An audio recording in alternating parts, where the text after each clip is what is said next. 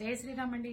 ఈ రోజు టాపిక్ ఏంటి అంటే అనంతపురంలో చాలా పెద్ద రాబరీ. శివారెడ్డి గారు అని ఆయన వాళ్ళ అమ్మాయి పెళ్లి కోసం కార్లు పంచడానికి వెళ్ళినప్పుడు విల్లాస్లో 3 విల్లాస్ ఒకేసారి దోచేశారు. ఆ దోచేయడంలో శివారెడ్డి గారిది 3,75,00,000 విలువ చేసే వజ్రాలతో కూడుకున్న బంగారాలు, క్యాష్ 20 లక్షలు పోయినాయని చెప్పి మనం ఒక వీడియో కూడా చేసాం. దీని గురించి ఏం చెప్తానంటే అనంతపురం పోలీసులు సూపర్ పోలీసులు అంటా నేనైతే. నిజమండి.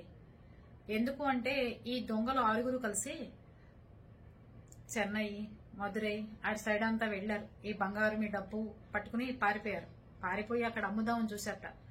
ఎవరు ఆ బంగారం కొనకపోయేసరికి మళ్లీ తిరిగి ఆ బంగారాన్ని వాళ్ళు అనంతపురానికి తీసుకొచ్చి అనంతపురంలో అమ్మబోతుంటే పట్టుకున్నారు పోలీసులు.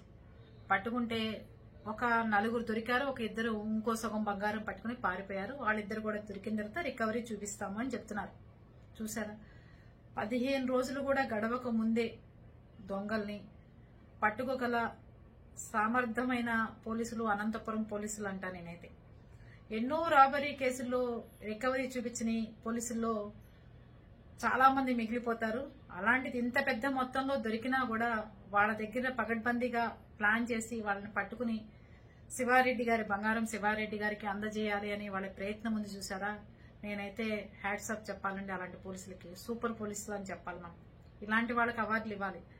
అంతేగాని ఎన్ని సంవత్సరాలైనా భీమవరం పోలీసుల్లాగా రికవరీ చూపించని 15 సంవత్సరాలైనా రికవరీ చూపించిన పోలీసుల్ని ఏం చేయాలో నాకైతే అర్థం కాలేదు. ఆ కేసు రికవరీ చూపించకపోగా ఆ కేసుని క్లోజ్ చేశారు వాళ్ళు. మరి ఆ బంగారం మరి ఎక్కడికి పోయినట్టు, ఎలా పోయినట్టో ఇప్పటివరకు అర్థం కాదు. ఇలాంటి పోలీసులను మాత్రం మెచ్చుకోవాలి.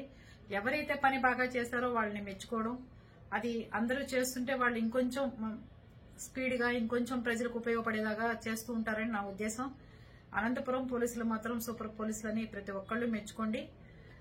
ఎందుకు అంటే ప్రజల కోసం తాపత్రయపడి అన్ని కోట్ల రూపాయల బంగారం, పాపం వాళ్ళ పిల్లల పెళ్లిళ్ల కోసం దాచుకున్న బంగారాన్ని పట్టుకుని దొంగల్ని వాళ్ళు పోలీస్ స్టేషన్లో తీసుకొచ్చి ఇవాళ మీడియా ముందు ప్రవేశపెట్టారు.